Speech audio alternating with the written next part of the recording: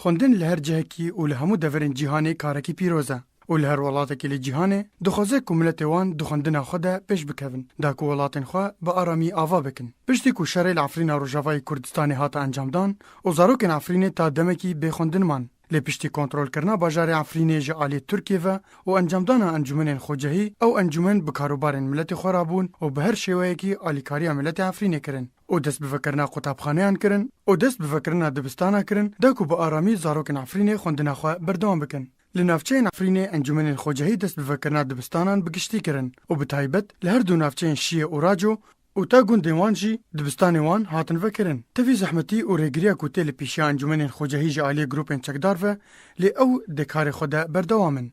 هر و حال ناوند باجار عفرینه جی ناوندن فیرکرنه و کو فیرکرنا زمانن و پروردکرنا کارن جنان جی هاتن وکرن.